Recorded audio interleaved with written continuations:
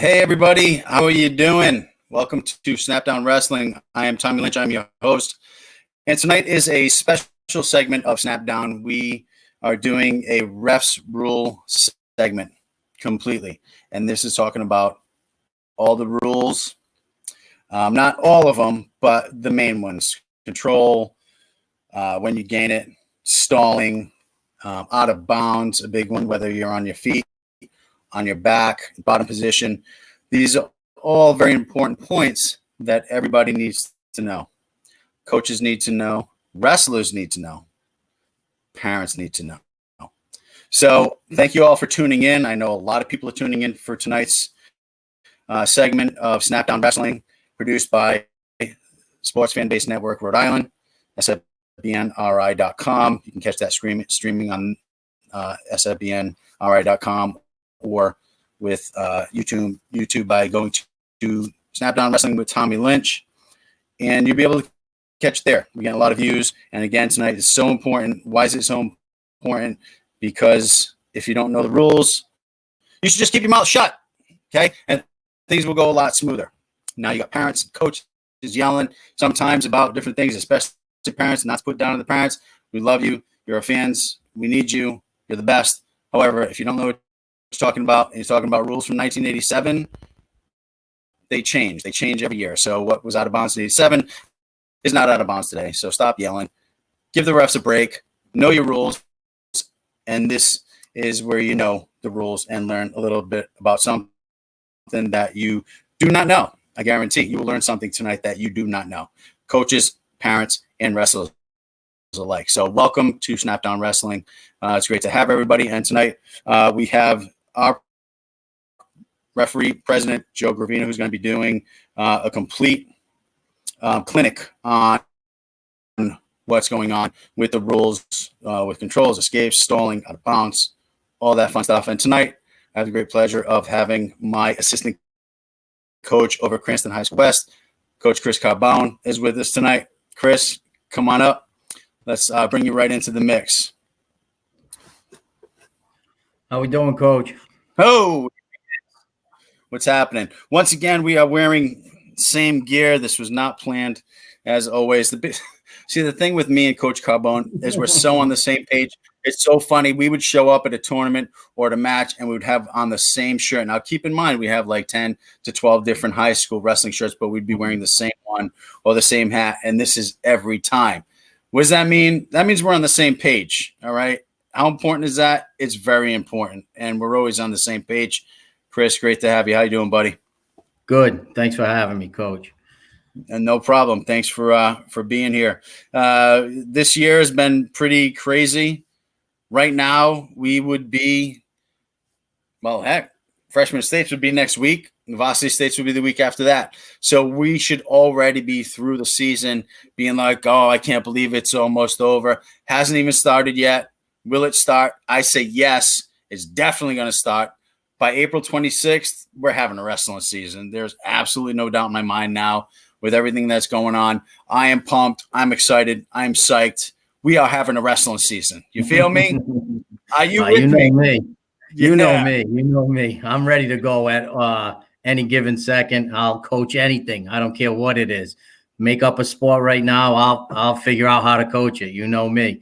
I know. And I'm praying for everybody. So we have a season, shortened or not. As long as we can get some action, get some kids seeing some other kids, and everything else that goes along with wrestling. Much more than just the actual physicalness on the mat. It's a family. It's a bonding. I want to see all these coaches. Going to talk to Ed tonight, but I want to see all the coaches. I want to talk. I want to, see how everybody's going. It's important. It's much more than a sport.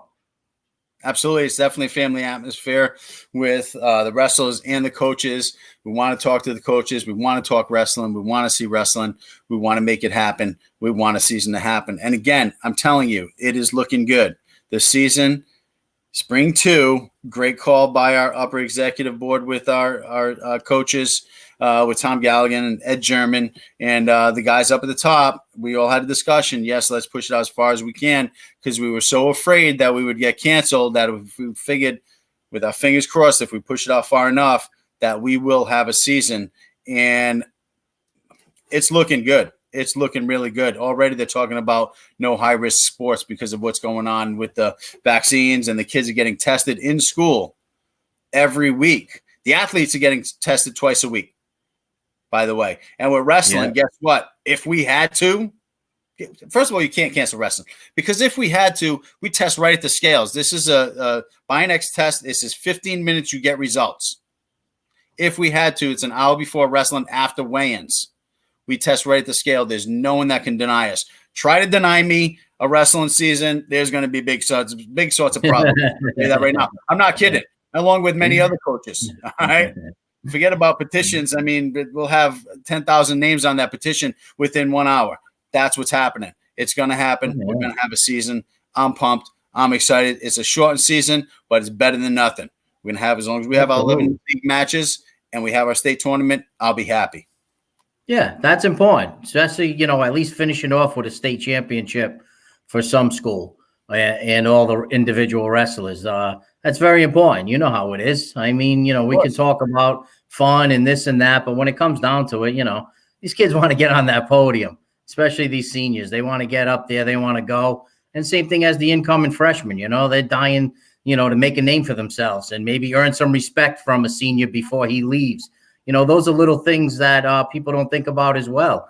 It's very important for us to get going. I think seeing with basketball, I know my son, he's on the freshman basketball team. The numbers are fine. There's nothing going on there. The hockey numbers seem good as well. My other son, does a lot of the commentating for Sports Fan Base Network. Yeah. And there's no problems happening there. We got to limit the people seeing the events, but that's what the streaming is for. I mean, it's in a world where all the kids want to do is stream, and people want to stream anyway. So at least we can have that. I mean, it's not everything, but right now, I mean, we got to take what we can get, right? Absolutely. And you know what? With the streaming, like you said, with Sports Fan Base Network and Ron Robert, the things that he's put together and put in place, I mean, you're getting actual commentated hockey matches and basketball games. This is no joke. This is no joke. And with wrestling, I talked to Ron personally, and he said, we could have several different camera setups. So we're switching to several different angles live while it's happening on a wrestling match. This is college level, if not professional level commentating with production as well. So that's an exciting aspect of it. Okay, so you're going to get to be there live, but you're going to get the next best thing. Plus, it's also be able to reach out to some of the college coaches and stuff where, getting to see people right now on their end it's not working. So everything that is streamed, a coach can sit down and say, hey, what's going on over here? We can watch the matches. Hey, I like that senior. Let's get some information on him. Right. And it can help everybody. It helps everybody, 100%. And Ron does just an absolute great job, professional job. Oh, it's fantastic. It's fantastic. Everybody's talking about it. I mean, they got people live streaming for their phone. Fine. Live stream. You got the cameras in the gym. Fine. But nothing gives you the experience like the SFBN RI lately with the live stream. It's just unprecedented. I'm sorry. It really is. And everybody sees it, agrees. Now, speaking of seniors, very important for them to get a season, whether it's hockey, basketball, definitely wrestling. We got a couple of seniors that always go at it every year. As you know, who am I talking about? Yeah, we're talking about Gomez and Stevenson. Going at it, going for the same weight every year. Maybe the same thing this year, but the way I see it, I see Gomez 38, Tyler at 32, or, they may surprise us and be 26 and 32, meaning Tyler Stevenson at 26 and Chris Gomez at 132. Stranger things have happened. Hey, with some of our guys, who knows what's going to happen? But in years past, I always cringe on the, potentially two of your best wrestlers being at the same weight.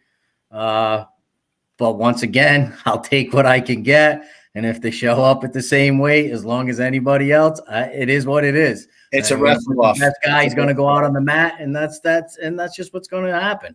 Absolutely. But look out for Luke wrestling right there, Look out for Luke Montefusco because he may jump in and beat some seniors. Yeah. I'm just saying. I'm just saying, or he'll be in contention. Kid's a stud. Kid's a stud. He really is. He really is. And he should definitely feel that. But then if he lands at 145, which is kind of where he's at now, and he can't beat Gomez or can't beat Stevenson, and he's stuck there, you're looking at facing Scalamo, who's like, he's just not even stopped. I mean, obviously, he's over at Hendricken, which is fine. I love the family. I love the kid. Been around him forever. I'll root for him wherever he goes. But that dude's putting videos out, putting up 270 at 155 pounds on the bench. I'd be a little nervous for some of the people around that weight. That's strong like boy right there. That's Ricky Quinn status. Yeah, that's he's just built like a tank. He's built like his dad. There's just no doubt about it. And his father is an absolute beast. And the apple didn't fall far from the tree. That's for sure. Definitely. Good people. I mean, I heard that Hennessy went and he rented Area 51. They've moved out there. Right now, Hendricken's a mile and a half underground practicing. Any thoughts on that? Have you heard anything? I didn't hear nothing, Coach. That's not true.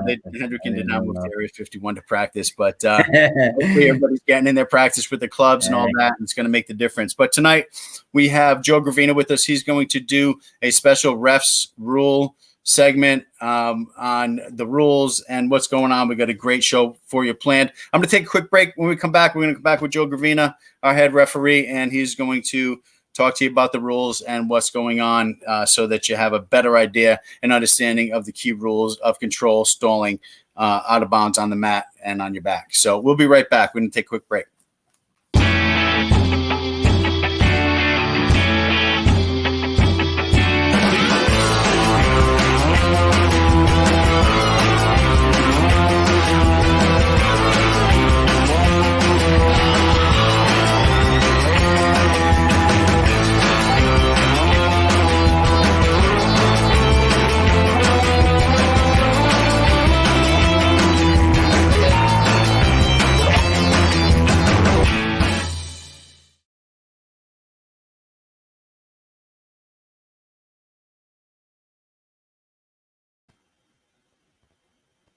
All right, welcome back to Snapdown Wrestling.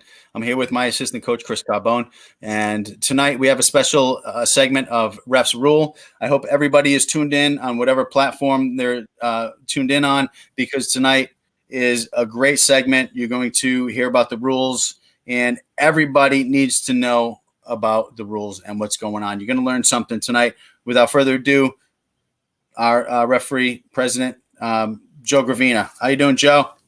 I'm doing good tonight, Tom. How are you? How you doing, Chris? Good. How are you, Joe? I'm doing great. Thanks for coming on the show. Now, tonight we're going to talk about the key points of certain things. Control, very important. Stalling, out of bounds, whether you're on your feet, on the mat, that takedown that everybody that really doesn't know what the hell's going on there. When he takes him down, he's got him by the ankles, his toes are in, and the two goes up, and a parent starts arguing because they have no idea what that means. So tonight we're going to clarify that. All right. As you remember, my first year as head coach, I was going from, and I speak from experience. I'm not just throwing it out there. I've been there and been red-faced and said things and done things where I was going from rules back in the 90s, from when I remember it. I read the rule book, but you can't remember anything just from thumbing through it one time. Joe schooled me. Joe hit me with a misconduct, right? Right? You hit me with it. And that's all I needed. That was the last one that I was hit with. And I'm like, well, you know what? Maybe I'm just going to listen to the refs from now on. So we're going to listen to the refs and one of the best, Joe Gravina. Well, thanks again. I just been prepping for this for a couple of weeks now. Ever since you told me you wanted me to do an entire one, and I was trying to think and go back and forth with you about what rules you could possibly talk about. The rule book is 100 pages long, and there are a couple of hundred different rules in there, and little minutia rules and many rules, but I figured we could concentrate tonight on the everyday rules. These are the rules that make wrestling go, and those and the main rule and the main understanding that makes wrestling go is the concept of control. Most of our points are scored based off of this concept of control. So I figure let's start there and let's talk about what control is and what it leads to, what defines it, and what scoring situations happen because of it. And so I'm ready. Yeah, let's get right into it and right. Say what defines control. Yeah, let's start with the basic concept of the key basic starting scoring maneuver in every wrestling match, which is a takedown. And a takedown is that 2-point maneuver that is done from a neutral position. And hold off on that image really quickly. But let's just talk straight definition first. And as defined in the rule book, a takedown is when a wrestler gains control of their opponent down on the mat. All right, so there's two major components to that definition. They have to gain control of their opponent, and they have to do it down on the mat. All right, so we have situations in wrestling where when we get into control a little bit more, where we're still on our feet. One wrestler can be in control while we're in a rear standing position. So for a takedown to be a takedown, the control has to be gained while the wrestlers are down on the mat. And the simple thing that we can define first so that we can cover down on the mat is that down on the mat just means that the wrestler that is being controlled, the one that is being taken down, must have something else on the mat besides their feet beyond reaction time. That can be a knee, a hip, a hand, shoulder, head, anything else besides their feet touching the mat beyond reaction time. One hand?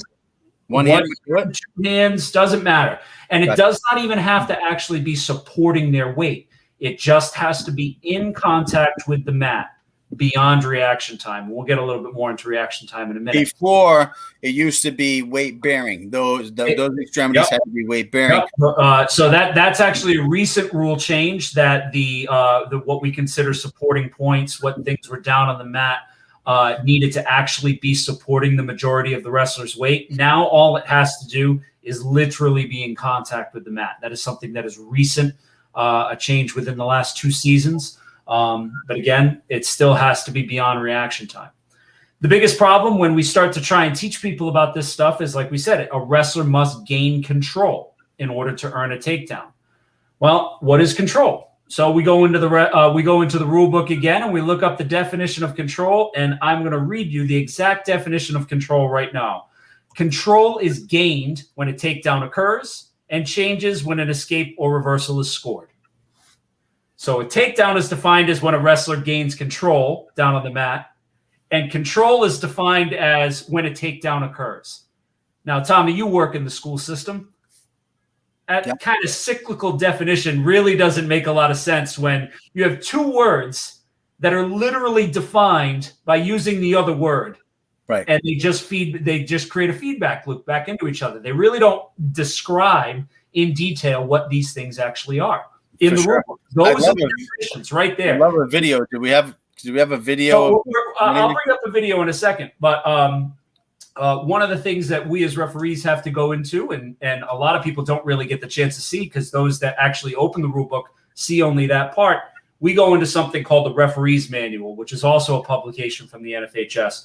And it brings us to the sentence that most referees fall back on when we describe it, and that is control is felt as much as it is observed. So we're going to take a look up right now a couple of pictures that show defined situations of control, but they are static pictures. All these things also come down to a concept of feel. It's something that a referee has to feel as well. But this one here is your standard double leg takedown. The wrestler who's scoring the maneuver has both legs encircled, has the opponent seated directly on their butt, and regardless of the lock that the defensive wrestler has around the crotch, or that double underhook, or it could be a belly lock, it could be a front headlock, regardless of any of those things, the offensive wrestler is controlling the defensive wrestler's legs and has that wrestler down on the mat. Now, this picture here is a defined situation. This is one of those static definitions that they want consistently called a takedown. This is backed up in the referee's manual, in which they go into this situation a little bit deeper, by saying that in a double leg situation, when the countering wrestler is seated on the mat, a takedown is awarded as soon as the wrestler is no longer able to use their legs as a means of support. Now, in this picture right here, there's no way that wrestler can swing their legs out to the side. They can't plant their legs and push themselves up. There's nothing they can do to use their legs to support themselves. This is a takedown. Control has been established. All right. The other standard takedown, or the next picture that they go over, go back one, please. Back one picture. Yeah. So this is the next standard takedown. This is not. This is what typically the takedown that you see that happens from a sprawl and a go behind. Yeah. Right, where the wrestler who is now scoring here maybe had the other wrestler shoot in on him. He was able to sprawl back and do a go behind attempt on his opponent. In this case, regardless of the fact that that offensive or the original shooter still has a lock around the leg, a takedown is scored here because the offensive wrestler, the scoring wrestler, has secured that leg with a Western hook. Yeah, he steps that leg. He steps that leg.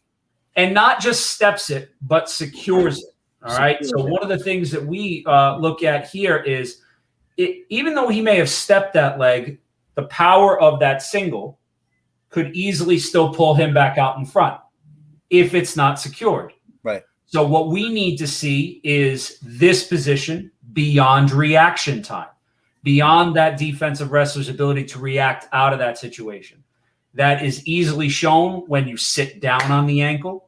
It's easily shown when that leg is hooked up into the air. At that point, there's no way that wrestler on the bottom is going to spin his legs out. He can't do anything else. This is a takedown and control for that wrestler that's on top. Right. Okay. The next image that we show is just, again, a simple go behind. This goes on to define that even the knees don't have to be down. It just has to be a hand that's down on the mat. And I believe you guys talked about this on a previous show going back a little ways when we talked when you guys had Serge and Gabriel on from his nationals. Yeah, when he was the nationals, that very it was really close, and it was just a question of whether or not that hand was. There was no question whether or not the hand was down on the mat. It was just a question of whether or not his hand was down on the mat beyond reaction time, which is something that is still there in high school. College has kind of gotten away from reaction time because they use replay, and they don't want essentially this photo to show up in replay and not award a takedown. Whereas in high school, we still have to consider the reaction time that a wrestler has to pull his hand off the mat in this position. Now, when we talk about reaction time, can you remove the picture for a second? When we talk about reaction time and what is reaction time, again, it's something that is not really defined well in the rule book. It is just says it's reaction time. Well, how long do they get to react? Is it 1 second? Is it 2 seconds? And there's no answer to that. It simply comes down to a referee's interpretation of the scenario. Does he feel that the wrestler who was just put into a new situation, either just attempted, scored upon, just returned to the mat, that was just put into a new situation, has he had the ability to react and make an adjustment? All right. That guy does a go behind. Did he have the ability and the time to react and pull his hand up? If he's already had that opportunity, a takedown should be scored. All right. If he hasn't had that opportunity, then it's probably not yet control. It's probably not yet a takedown. I, as an official, like to just simply, after I see what I believe to be a scoring maneuver, is to just take one good deep breath. And then at the end of that deep breath, if nothing's changed, I'm awarding my points. If something has changed, if he got his hand up within that deep breath, or if he was able to scoop back out within that deep breath, then in my opinion, reaction time hasn't happened. Right. Okay. So, well, some people, talking of that match specifically, some refs were saying they wouldn't have given it. Some refs are saying they did give it. Joe Esposito said, despite hip to hip, didn't pull up in time, would have given it. Coaches, I've watched it a couple of times, and I told you this. It just I'm watching one of our local kids referee in a national wrestle in a national tournament. Right. I'm rooting for him there. So I watched it a bunch of times as it happened, and I sat there and I said, yeah, I think it's too quick. I think it's too quick. But I'm not sure if, because I'm not in that situation, I'm not wearing the stripes, that I'm not letting it cloud my judgment a little bit. Right. But at the same time, there was also, I mean, it's a better and higher level of wrestling. And one thing all referees will tell you is the higher the level of wrestling, reaction time tends to get faster because we are expecting the wrestlers to react quicker. Yeah. And you're pushing the action, and you're pushing that, and we're pushing more towards college rules anyway. So high school, that was questionable. College, that's a takedown all day, every day. So, I told you this when we were talking about it kind of off the air. It's one where I don't believe I would have called it a takedown in there. But even if I had a video review to look at it, and I was like a head official at a tournament and allowed to use replay, I don't think I would have overturned it, because I just don't. I think that's something that needs to be done in the moment by the official on the mat. Yeah, it was a tough call. I would have thrown the $100 up for the replay. The national championship finals, of course you're going to do it. He threw the $100. He went right to say with that $100. Yeah. All right, so let's head to that last picture, and this is kind of one of the funky ones that they get in, and this is what most people know of colloquially as like that Merkel position or wrong leg in position. And when does that become control for this wrestler who in this picture is kind of shown on top? And that all happens not only when he gets his hands under his pits or when he gets that side headlock. Yeah. But mainly when you can get that defensive wrestler to give up defending himself and post his hands on the mat. This is kind of where we start to look into, and we get into a concept that we're going to see in the next couple of videos of what we call "oh shit" body language. And if you remove this picture for a second, this is where we start to get into the concept of control is felt as much as it is observed. And we're going to see a couple of situations and videos coming up here where they don't follow any of these pictures. And there are no more pictures of takedowns in the rule book. So we're going to see a ton of scenarios that just don't fit the criteria of the picture. Okay. So we have to feel the control. And when you start getting into that side headlock, wrong leg in scenario, one of the things that tells me that that guy with the headlock is in control is when the bottom guy stops fighting the headlock and stops fighting the leg and puts his hands on the mat to say, I don't want to go to my back. The second he does that, he's told you, I've done defending the takedown. I'm now going to stop myself from going to my back. And at that point, if he's telling you that that's his intention, then the guy on top is definitely in control.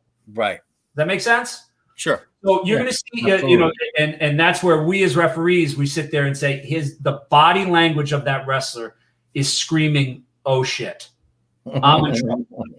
And when it does that, you get these points where we don't have a picture in the rule book to describe it, but we definitely have a change, a control has been gained by that wrestler that is now in that better position. Right. So okay, but I see it. The control is body language, and I'm pointing it out to you. How much of a distraction is that to you? Should I just shut my mouth and just let you focus on that feel? Absolutely not.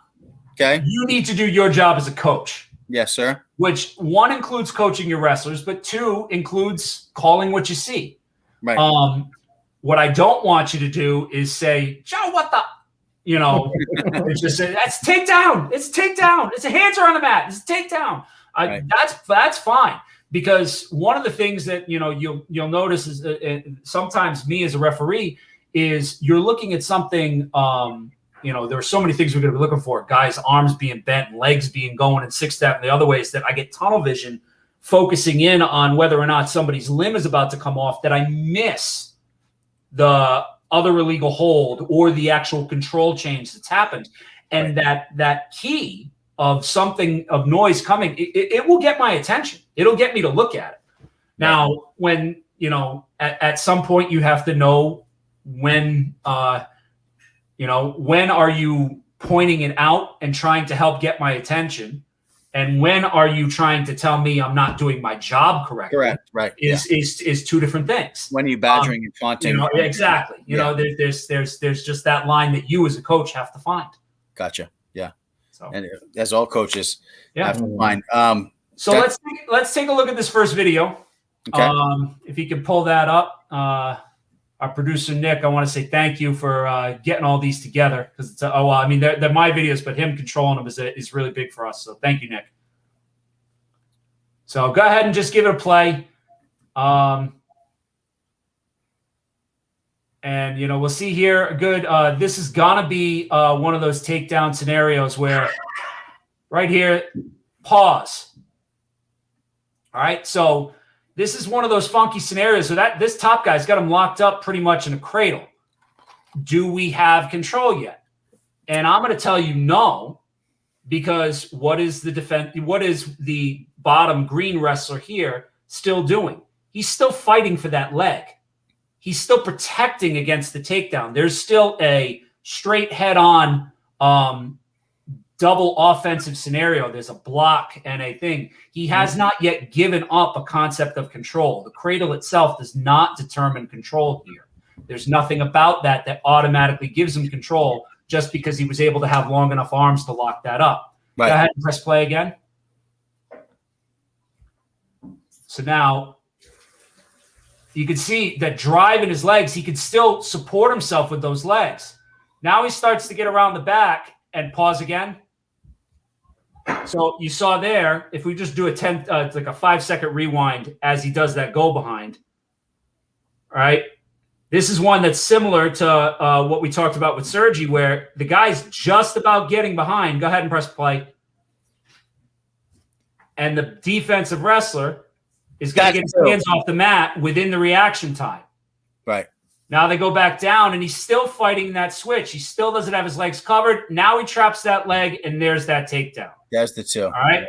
Yeah. So of all those situations there where control was really close, control was almost there. It wasn't until he was able to not only have him on his butt, but stop his legs from kicking out underneath by securing that with that with that step over, so that he no longer could use his legs to support himself. There's your control. Right. I mean, so that we used the picture about the double leg in there. We used the concept of no oh shit in there. We used a lot of different things. We used the ability to not to not support it. He wasn't able to support his legs anymore, or was supporting his weight still with his legs. There's a lot that gets put into that one scenario. And again, the control doesn't happen until it's felt by the official. Right. And I even yelled too right there because he had his hands on the mat, but he pulled him up in time for reaction time. So it was not two in that particular situation because he wasn't hip to hip, or he wasn't behind him with the hands on the mat. He's going behind as his hands are down, but as he gets behind, the hands come right up. In college, maybe they're down on the mat at the freeze frame point that he got behind them. But if they come up immediately in high school, that's not a takedown. Correct. Nice. So, good stuff. Yeah. We're going to go to a break. We're going to come back. We're going to come back with Ed German just to see if there's anything new that he's heard right now. Ed is our executive vice president for our Coaches Association for the Rhode Island Interscholastic League Wrestling. So looking forward to talking with him. He's going to weigh in for 5 minutes, and then Joe, hang tight. We're going to come back. We're going to get right back into rules right after this break. This is Tommy Lynch with Snapdown Wrestling, SFBNRI. We'll be right back in a second.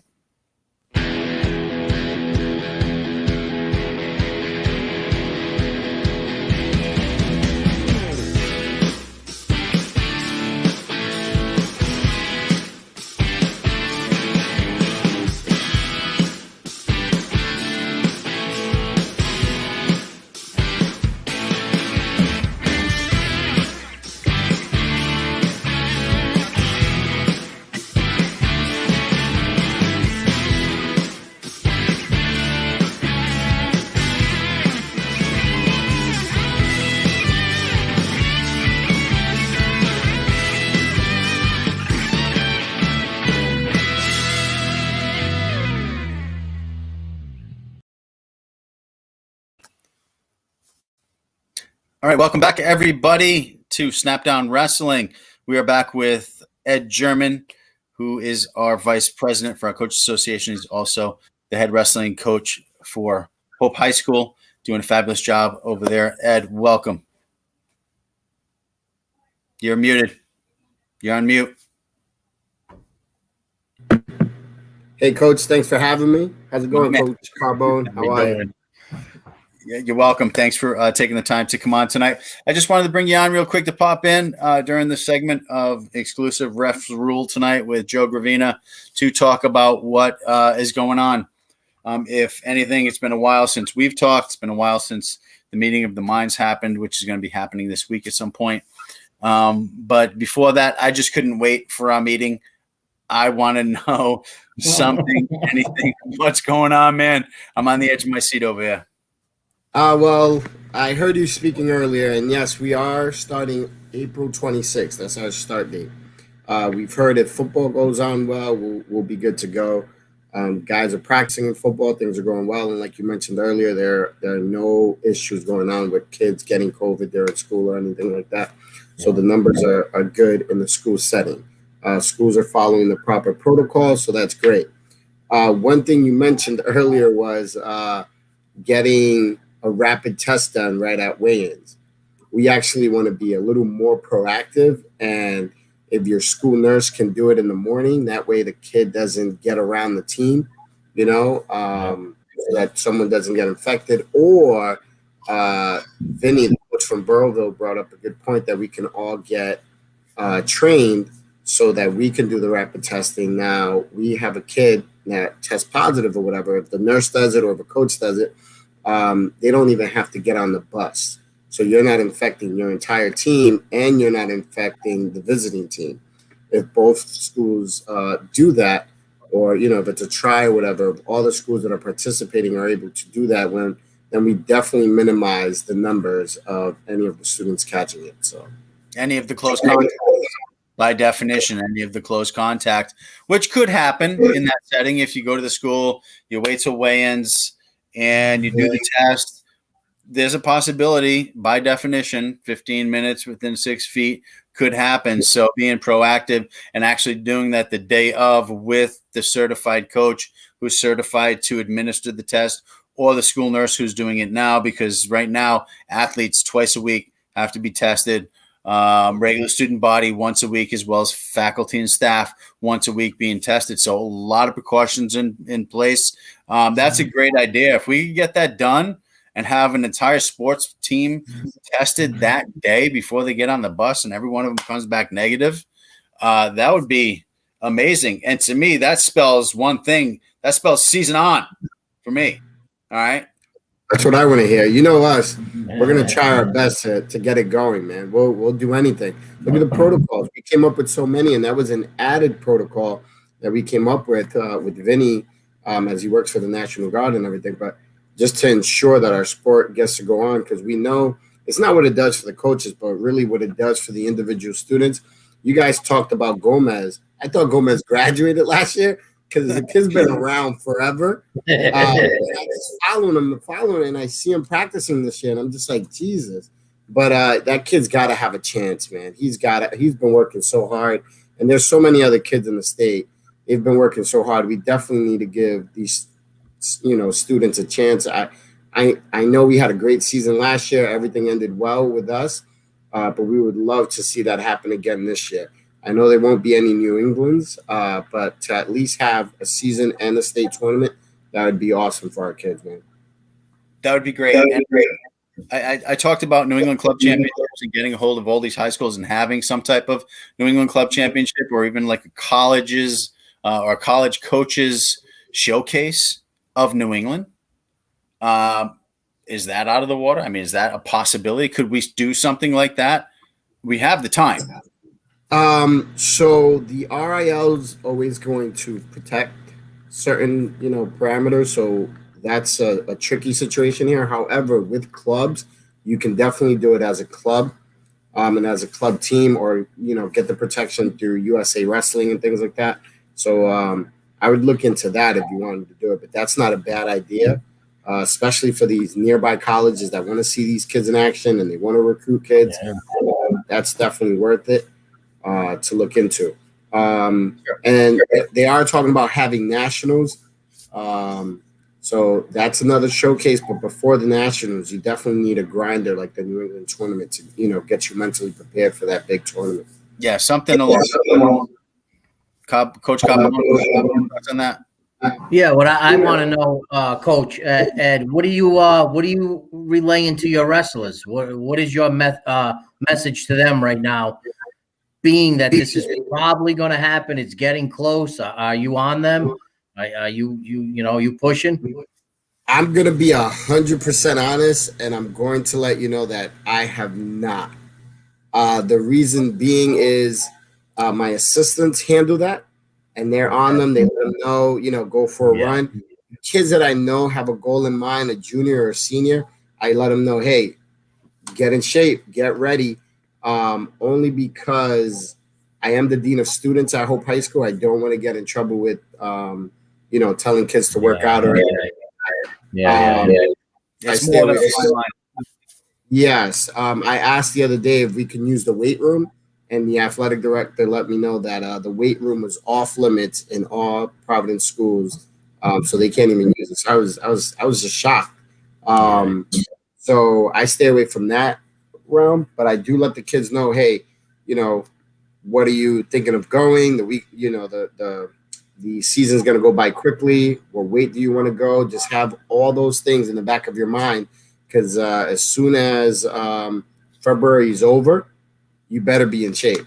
We are starting in April, but you better be in shape as soon as February is over. Everyone's already wrestling. People are going out of town and they're wrestling. You better be in shape for that. And our guys are normally in top shape to wrestle 4 periods, It means. But yeah, honestly, I have not. I leave that up to my assistant coaches, just because of legalities. Yeah, absolutely. A man in your position. I mean, just a coach in general. I mean, even in my position, I'm a little hesitant to be like, oh, I don't want to overstep. I don't want to say something, and child does, and it's just very touchy right now. So I'm in. My assistant's right here. I have 2 others. Ron helps out. We got Nunzio, as you know, but I'm just kind of not doing anything right now because of fear of breaking a rule of now you can't even do the 3 for 3 hour deal. I mean, it's like everything is off, so we're all just waiting. That being said, you talk about April 26th as being a start date. This is not like a December 2nd start date of where 12 days into it you can't have a dual meet or a tournament. You're going right in. You're going right in. So do we get any leeway? Okay, so competition or whatever starts 26th. Can we start on the 14th, or are we just 26th to start date? We get 5 or 6 weeks. That isn't even determined yet, and it's a go. So tell me, we get some type of leeway for practice.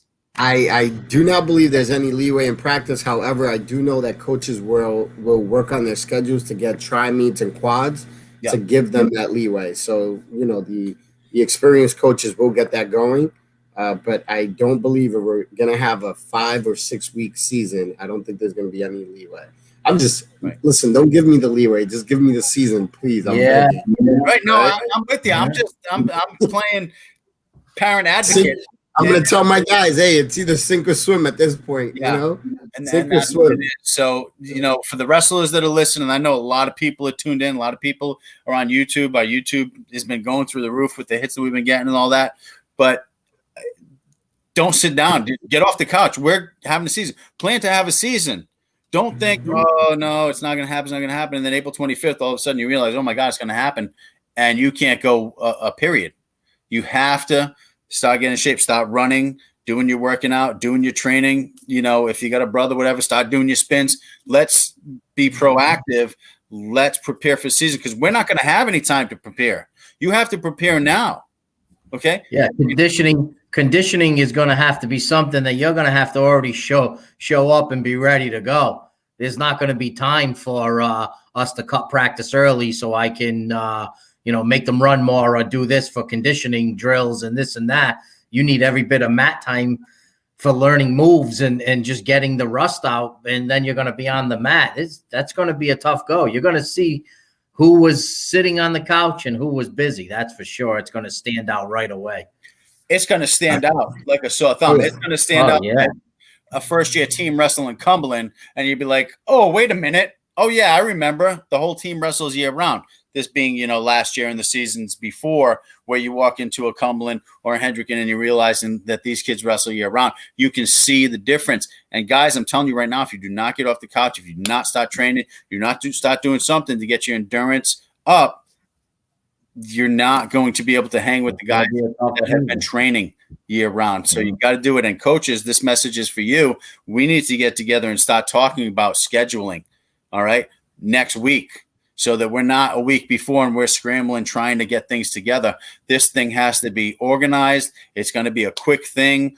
So we need to be all on the same page and working together. And that's going to be important to have a successful season and a season where we're all ready. I also got to say a big thank you to the nearby clubs, because they've done everything in their power to make sure that all the protocols are being followed so that kids can, the hungry kids can get into those practices without a hitch, and they're going around. Some teams are going around to certain tournaments, but the fact that they're open and that they're giving kids around the state a chance to still compete in the sport and love the sport, that's huge. A lot of them could have shut down and say, hey, we'll see you guys when this is over, but they did the right thing, and they're helping the kids out right now and giving them a taste of, some type of normalcy, And a couple more coming into the mix. So yes, absolutely. Good shout out for those guys. Very important. And thank you for coming in. And thank you. Your wisdom and and letting us be prepared, making it real for us. Be like, okay, this is real. We got to prepare for this happening. We cannot be negative. We have to be positive. We have to be proactive. So, Ed, thanks again. It was a great guest. Love you, man. And we're going to take a quick break. We'll come back with Joe Gravina. We're going to continue with Refs Rule. All right, we'll be right back. This is Tommy Lynch with Snapdown Wrestling. I'm here with my assistant coach, Chris Carbone, my man, my rock, my guy. Let's get it going. We'll be right back. sfbnri.com.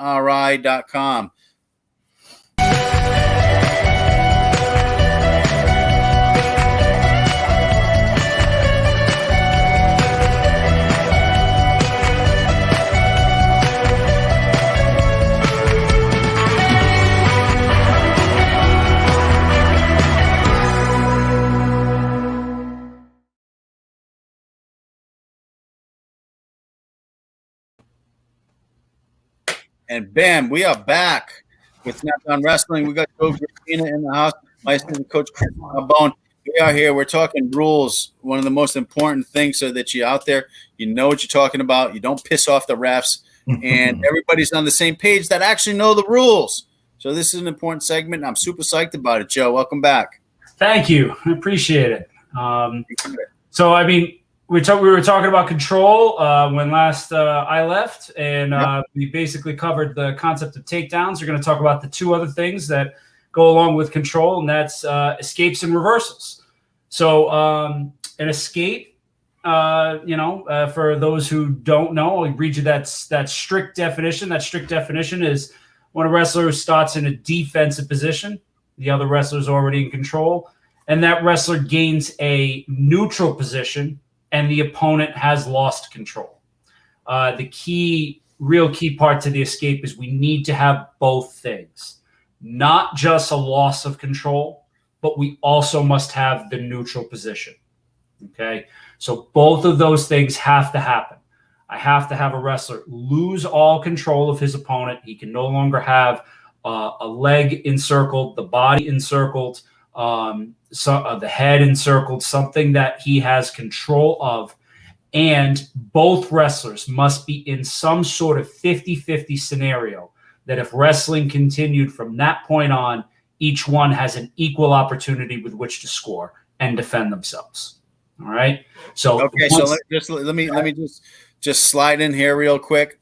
Mm-hmm. This is where everything fell apart. I knew he was waiting.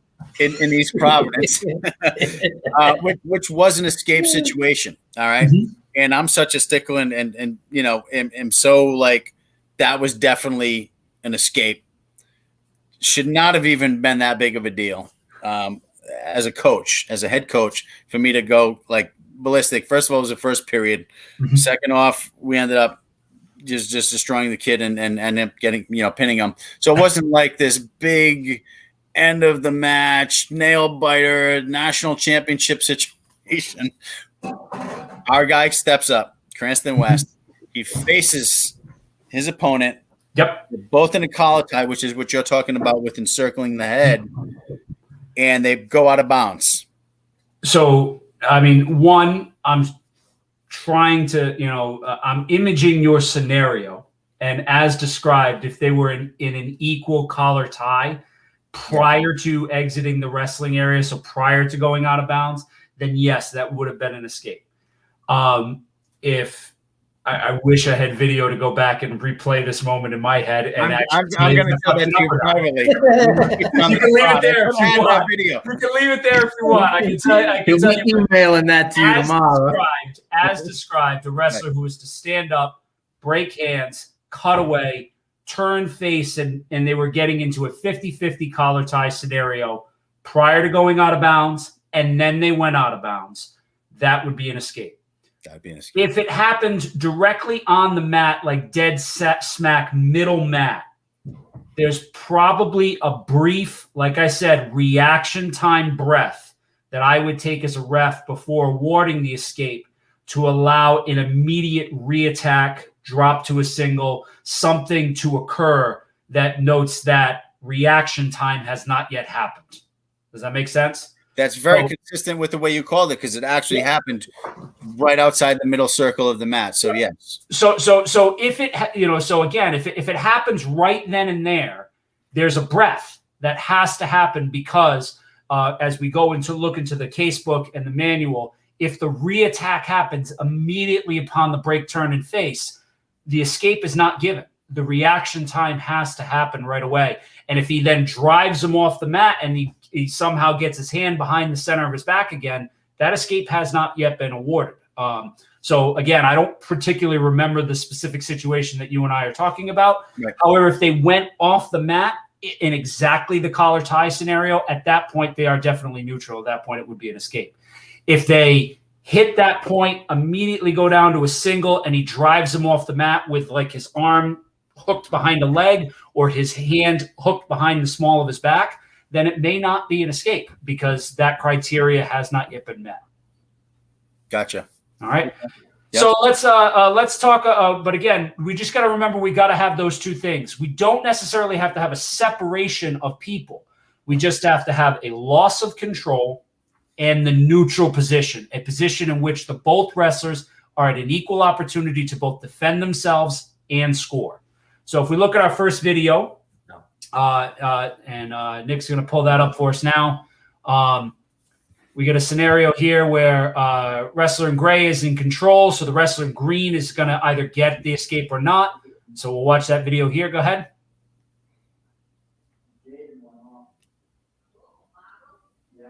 Stands up out of this cradle. There still is not yet. See that reattack there, which gets that thing, and then comes the escape point. So rewind it about 10 seconds. All right, keep going. One more rewind.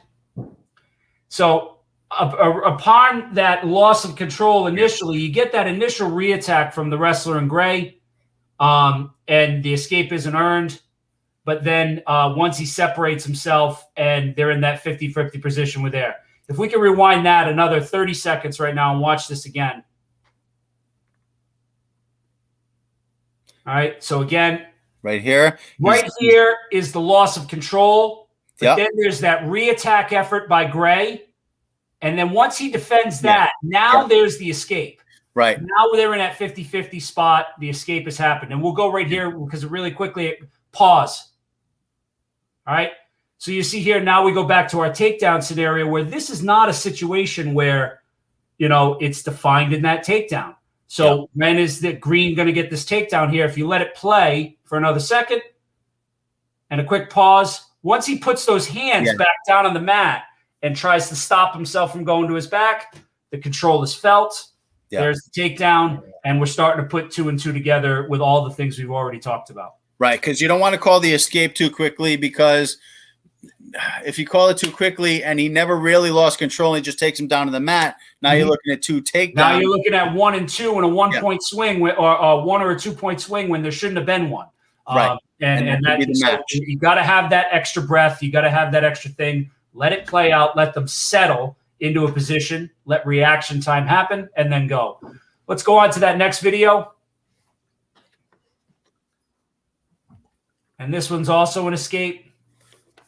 A lot of stress. You guys, I don't think I'll ever be a ref. It's any other sport I would be, but with wrestling, it's just too stressful. There's so much, with the calls and how it can happen that it's just, I don't know how you guys do it. It's just a lot of feel, and it's just being a good observer. Yeah. Not really having a rooting interest, not really, just being a good observational person that loves to watch the sport.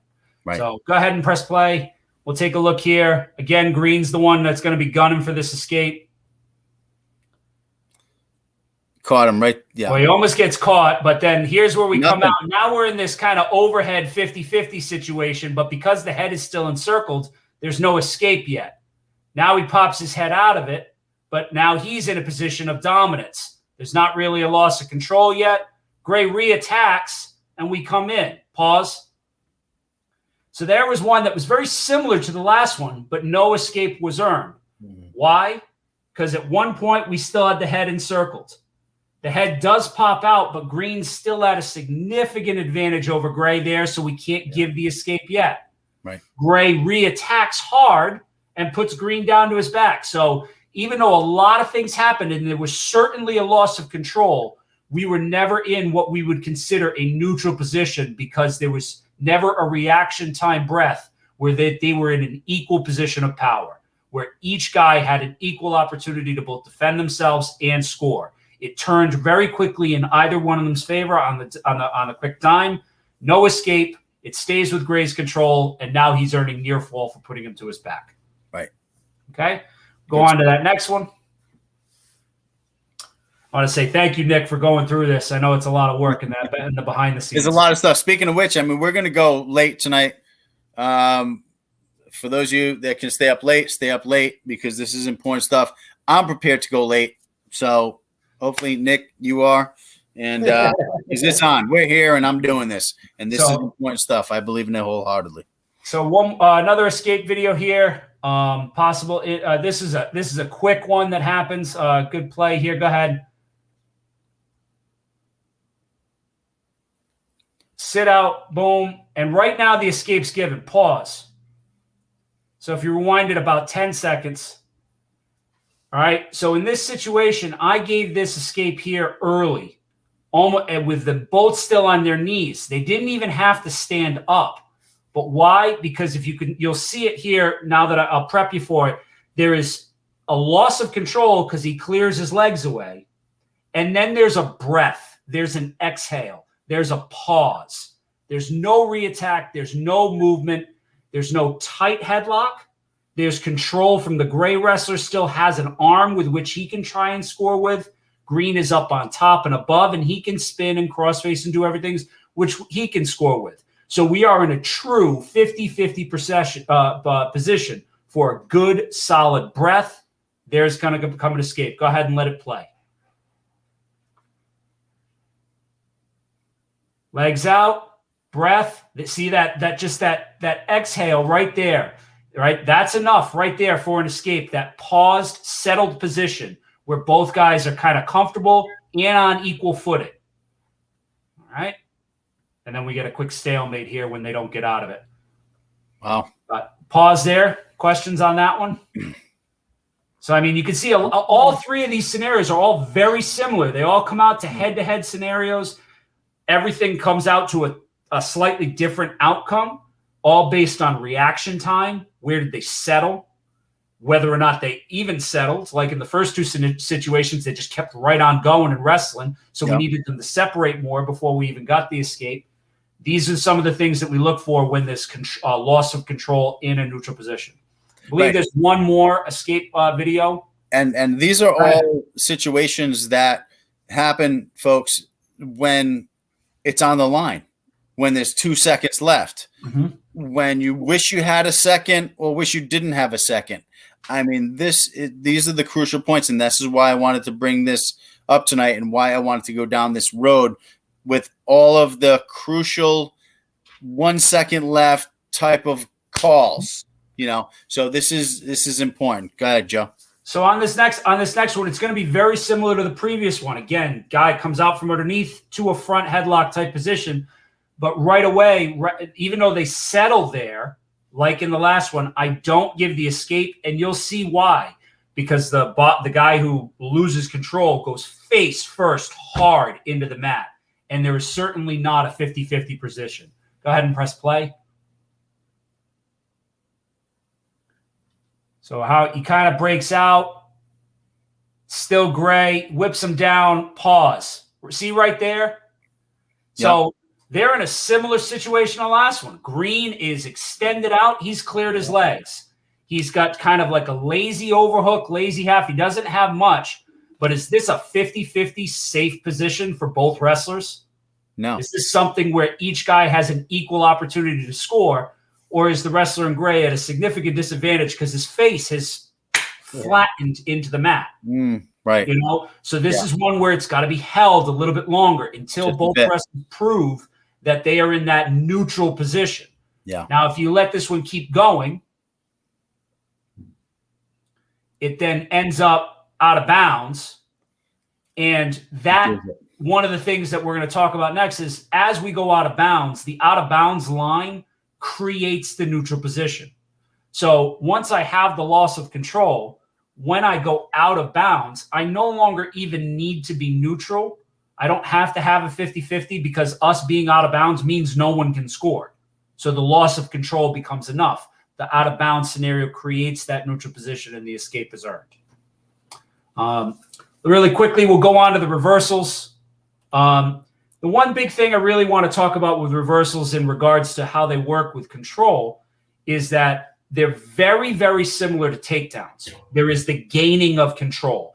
So all of those control situations, your double leg, your step over, that Merkel, all those things still apply.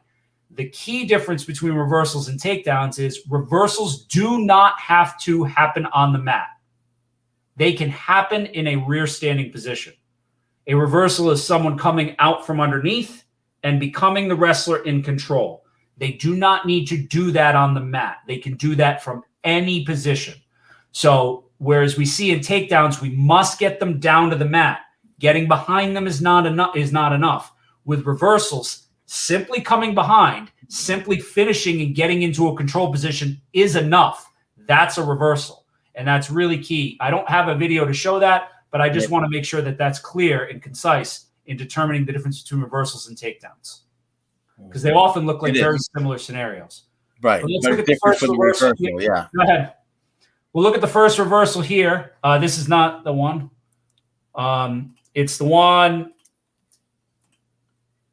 labeled 3-240. If you can find it. All right. So this one here, before he presses play, this is going to be kind of like a standing Peterson roll. Looks really funky, and we hit that reversal into that classic Peterson position. Go ahead. Love this move, by the way. All right. So now the question is when does this become a reversal? And we go back and replay this from the beginning. That'd be great. So when does this become a reversal? Would be, let's see if we can back it up. There we go. Pause. If you notice the bottom wrestler, what's he doing? He's moving to improve. Well, he's kind of bailing out on trying to hold on to that wrestler. He has done what I've talked about earlier. He is giving us the oh shit body language we need. Yeah. He doesn't want to be on his back. He's trying to now, he's no longer trying to stay in control of his opponent. He's trying to give up the control to get off of his back. So even though the leg isn't really cinched and hooked, even though the Peterson isn't kind of complete, right here, this is where the reversal happens. Yeah. Because control right here is felt because the red wrestler has given up that position. He's more worried about protecting himself from staying on his back than he is about maintaining the control that he had to start the scenario. Gotcha. Questions? No, that's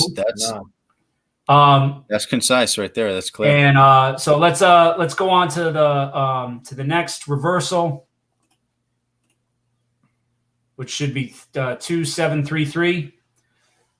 Now this is going to be one where in a similar scenario, it's going to be funky looking. And in this case, the wrestler who is going to be scored on never really gives up, thinking that he doesn't like give up in any situation. He doesn't create the oh shit moment. This is where I'm going to turn you around and show you the other aspect that I can be looking for as an official. And it comes from the offensive wrestler in what they call the I got you moment. What can he do to demonstrate that he's in control? So go ahead and play this one. This is going to be one where this wrestler in green is going to kind of come out the back door. And it's going to be Gray is currently in control. And we get into a really funky situation that isn't defined in any kind of rule book, but we just kind of, you're just going to kind of see it settle where green is just going to show you he's in control. And it's going to happen right now. Gotcha. Yeah. See how he elevates him, forces him to his back, even though that crotch lock is still there, even though they're in a really funky situation. He is showing everybody in this gym just by simply with one arm holding his leg up, forcing him to his back, posting that forearm, and he's basically just said to the entire gym, I've got him. There's nothing more evident that you need to know that this wrestler right here is in control of this situation. Right. Absolutely. And now has his opponent. Yeah. Make sense? Absolutely. Yeah. All right. So it's really, really difficult to define that in a rule book. It's really, really difficult to define that with a picture on a page. It's got to be seen in motion. It's got to be felt. And it takes good officials that really know and understand the feelings of the sport, what these positions feel like. Which is why you don't get a lot of wrestling officials that are coming from a place where they've never wrestled. It just doesn't happen. I can train a baseball umpire all day long that has never played the sport of baseball because all they're going to do is make sure a ball passes through an imaginary box. Wrestling, they've got to know it because they've got to feel it. They have to have lived it and experienced it. Otherwise, the concept of feel in these control situations just never comes. Right. All right. Agreed. Yeah. You would have to actually participate in a sport like this. So I'm ready to move on to out of bounds. I don't know if you wanted to take a break or if you want to keep right on going. It's up to you. Let's take just a quick break and shake it off, and we'll be right back with out of bounds, which is hugely important when you're stepping out, when the action stops, when it's called, when you're in a position to take down, but you're out of bounds. I mean, again, these are all situations where this is do or die. This is make or break. This is the match. This is why we get into arguments. This is why we get thrown out of gyms. All right, so we'll be right back.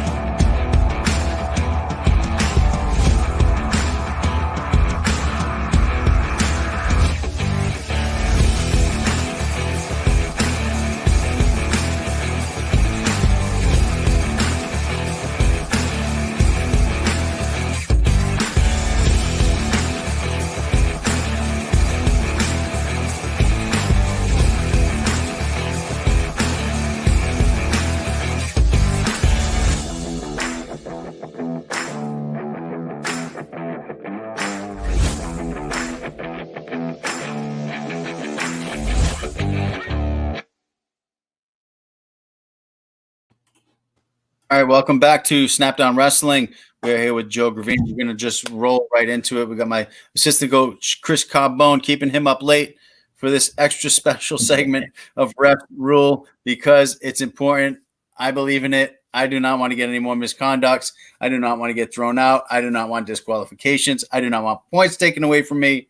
I want to know the rules, which, by the way, when you show and when it comes time, Tommy, you want to know when you go to that table, you're going to have a good argument, and you may be able to help your wrestler. Right. Your argument, you know, it's just it. Good refs need to listen. Good refs need to hear, and if it's something that can be corrected, they need to fix it. But we're only going to be able to do that if the coach at the table makes some sort of sense. Right. So, I actually am asking Nick right now to pull up video E2, which is the last escape video that I skipped because it's really important. I had one big situation that I really want to touch on with escapes in that there are situations where wrestlers can completely separate and not get an escape. And it's really, really important to show that here. You're going to see a situation here in which the wrestlers are going to completely separate, and I don't award an escape. I'm the referee in this match wearing this camera. And I want you, based on what it is that we've talked about, having to lost control and have a neutral, safe, both have an opportunity to defend themselves position. Tell me why an escape is not given in this video. Go ahead, Nick. Go ahead and play it. So it happens quick. So.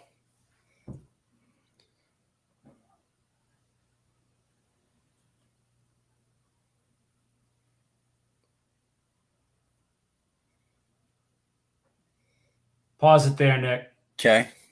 So did anybody see anything? Is even though they separated and the gray wrestler fell back and went all the way backwards and they were completely apart and then yellow reattacked, why is this probably not an escape? Because he still maintained a position of control. You think Gray was in a position of control throughout that? Nick, can you rewind it for us? Yes. It's back about 30 seconds. Yeah, it doesn't have to all the way to the beginning, but go ahead and press play. Chris, what do you think? I don't know. I didn't see it. So watch Gray when he first gets knocked backwards and first the separation first happens. Where does he end up? On his butt, but then he automatically comes back and reestablishes control. Mm-hmm. He envelops the head. He has an underhook. He immediately goes back to control. I think it's a good call that there's no escape given there because otherwise it would have been an escape 2 takedown. Which exactly, you know, and one of the things that we want to see, and this is the best video that I could come up with on it, but I've seen ones where they've separated by 5 to 10 feet, and an escape is not given because when they separated and fell from each other, someone fell on their ass or someone fell on their face, and the other person is sprinting at them, and they never get the chance to defend themselves. So the escape doesn't happen. It's either just a reversal or just a reestablishment of control, not an escape. Yellow would have been better off just standing up. Possibly. It depends on what his motives are there. But one of the things that I just really wanted to harper on that is just because they separate and there's space between them, we still have to have that equal footing neutral position. And because Gray landed on his butt, and that's definitely not a good spot from which to defend yourself, there still has not been a neutral position. An escape isn't given. Then you're right, Tommy. As he reattacks, he does completely re-envelop the head and regain his own control. So he doesn't get the benefit of getting an escape and a takedown. Whereas a coach or a parent or, might have exploded at that, especially if that was a last second possibly tied match and that would have ended it there. Yeah, sure. Possibly. Yeah. All right, so now going on to out of bounds. Tommy, you and I have talked about this quite a bit. Yep. They've changed the out of bounds rules in recent years to allow the mat to get bigger for us as high school wrestlers and officials. However, by making it bigger, they have made the out of bounds rule slightly more complicated because they have created a lot of situations of if this, then that. And it really does matter now whether we're standing up, whether we're on the mat, whether we're on our back, what level of rule of out of bounds rules are we actually putting in this? So it's really, really challenging. But one of the things I'm going to do is talk about on our feet, and we're going to go for that first picture. If Nick can pull up that first picture on our feet. And general rule of thumb for all out of bounds rules is that we must have a total of 2 supporting points from both wrestlers. So what do we mean by supporting points? We talked about this earlier. When we're on our feet, it is the feet. All right. So when both wrestlers are on their feet, the feet are the supporting points. When we go down to the mat, it is everything but the feet. The only thing we can't consider is the feet. But since we're on the feet here, this is like an image that shows whether or not you're inbounds or out of bounds. And like I said, all you need is a total of 2 supporting points. So if we look here at the leftmost image, you can see that there are clearly 2 feet in bounds and there are 2 sets of feet on the line. We'll talk about the line in a minute. You go to the one all the way furthest to the right, there are clearly 2 feet in and 2 feet out. So that's inbounds. That's our total of 2. The one on the bottom right, 3 feet are in. Obviously, we have at least a total of 2. The one on the bottom left, we only have 1 foot in. So that's the one that's definitely out of bounds. Right. And then we get all the way to the one at the top where we have 2 that are on the line. And this is where we define the out of bounds line in wrestling. Those can be heels. Yeah. So when we talk about the line in wrestling, and they changed this quite a few about 5 or 6 years ago. And actually, I think we're getting closer to like 6 or 7 years now. But the line in wrestling used to be like the out of bounds line in football, where if you touched it at all, you were out. They changed it now, and it's more like a foul line in baseball, where if you're touching it at all, you're in. All right. So touching the line is not out of bounds. Any contact with a supporting point in the line makes that supporting point inbounds. So in that case of that top image, if we could just bring it back up, says portions of the feet are still in contact with the line, even though portions are beyond it. Those feet are considered inbounds. Even if they were the heels. Even if it was just the very tips of the heels on the very edge of the outer part of the line. All they have to do is make some sort of contact with the line. All right. Moving on to our next image. And we start to go down to the mat. And this is where we start talking about, now I can't consider the feet. Now the only things I consider is everything else besides the feet. So in this case, if I need my total of 2 supporting points, I actually have 3 of them. I have the hand and knee of the defensive wrestler and the knee of the offensive wrestler. I have 2 or more, we're inbounds. Going on to our next page. Again, same thing. This scenario also inbounds because I have my total of 2 supporting points, the hand and the knee of the defensive wrestler. Regardless of the position of the feet of these wrestlers, the feet are negligible when we're on the mat. It's everything but the feet. Moving on to our next image. This situation here, this match is still inbounds. The knees of that scoring wrestler are down on the mat inbounds. This is live, active wrestling that can continue to be scored. We can continue to wrestle here. More action can happen. Escapes can happen. Near fall can happen. Everything can still happen here. Is that a takedown?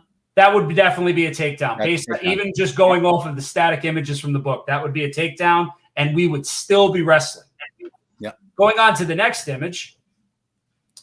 And now we're getting into a point where we get into our first if this, then that. All right. These wrestlers are out of bounds. At this point, we are stopping wrestling. Okay.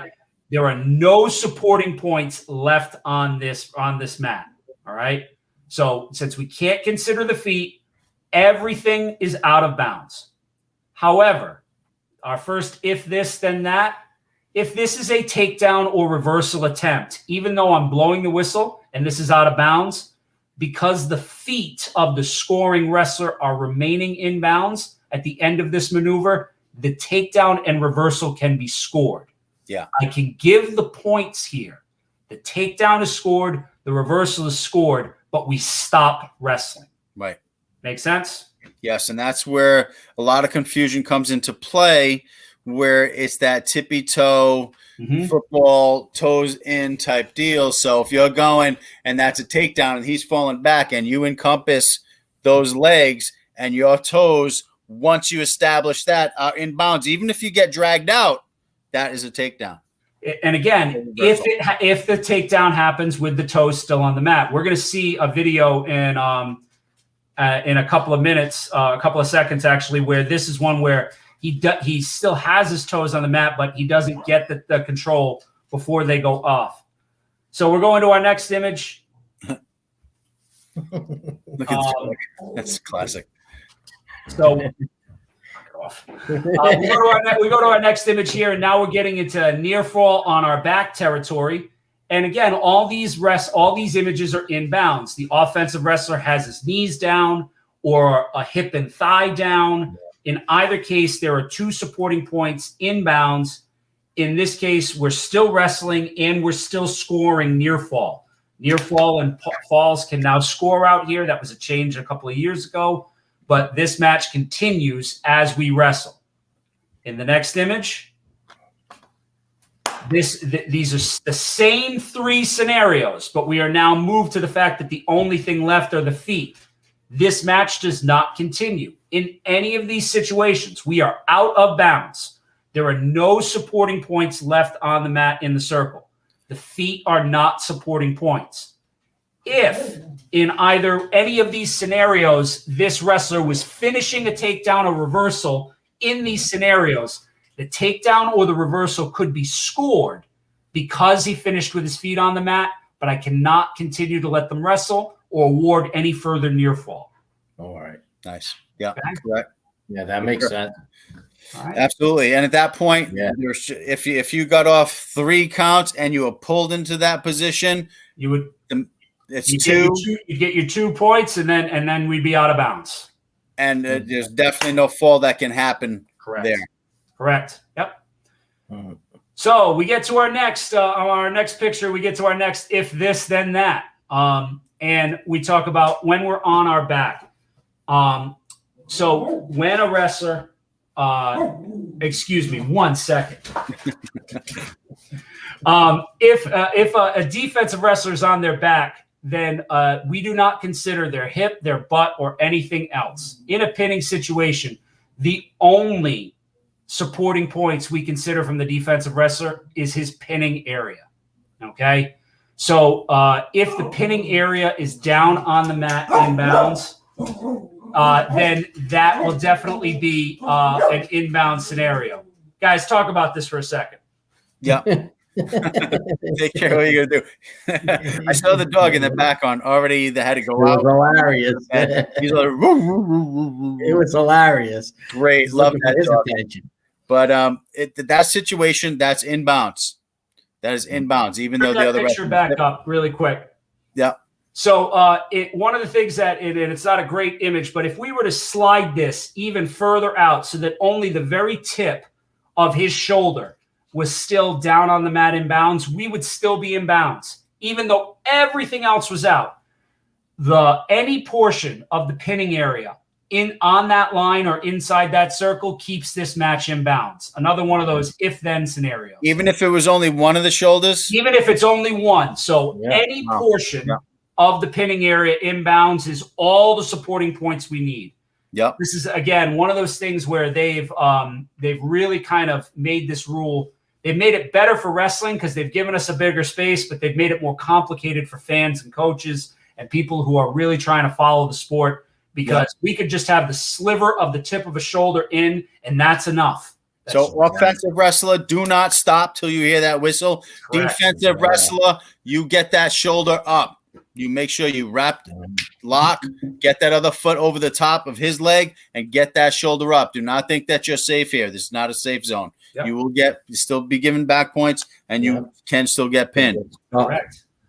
Going on to our next page, and again, this is another one last if this then that thing that the NFHS has thrown at us, and that is that obviously when they first implemented these new out of bounds rules and said we couldn't consider the feet when we were on the mat, it basically told wrestlers that if they were in either one of these two scenarios, that they had to keep their knees on the mat. And you guys know as coaches is that the last thing you want in a wrestler in either one of these scenarios is to keep their knees on the mat with no weight on the wrestler's chest.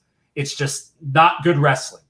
So what they have allowed us to do is in this situation and in this situation only, in a pinning situation, the wrestler's knees can stay up off the mat as long as they are over what they consider the cylinder or the out of bounds line extended up into the air. So as long as the knees, even though they're not on the mat, remain inside the circle, we can wrestle.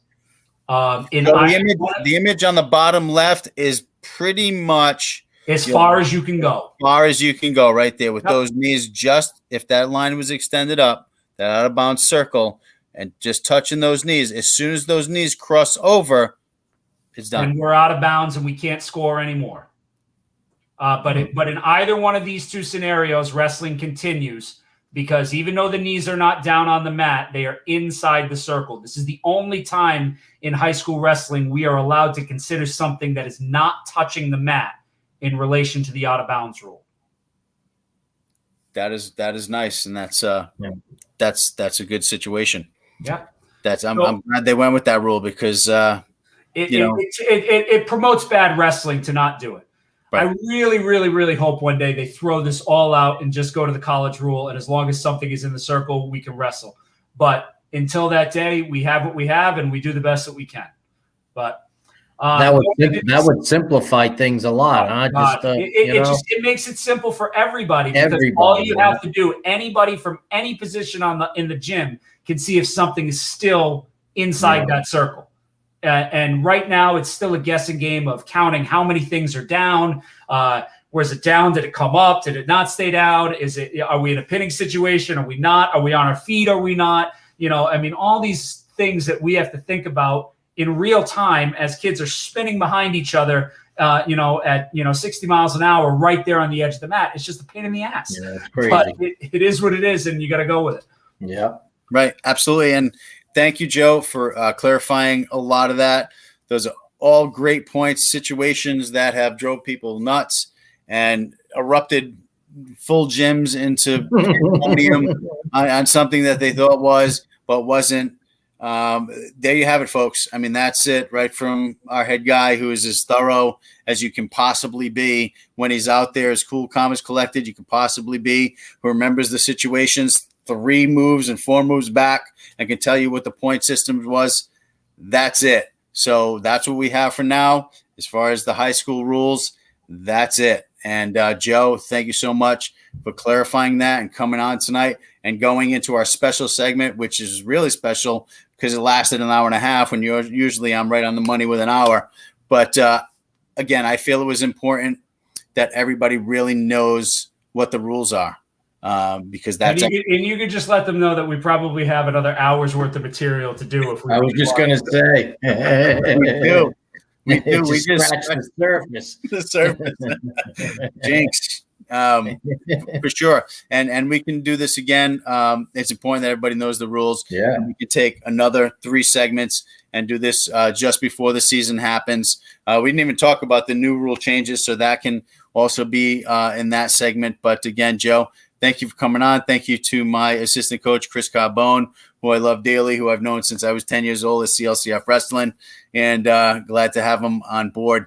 But that's it. That's our segment. That's our refs rule. Again, thank you, Ed German, Chris Carbone, and Joe Gravina for coming on tonight. And thank you all for watching. This has been Snapdown Wrestling with Tommy Lynch, powered by and produced by Sports Fan Base Network, Rhode Island. We will see you again next week. Monday night at 9:00. Thanks again for tuning in. Be safe, and we'll talk to you soon. Thanks, guys. All right, thanks.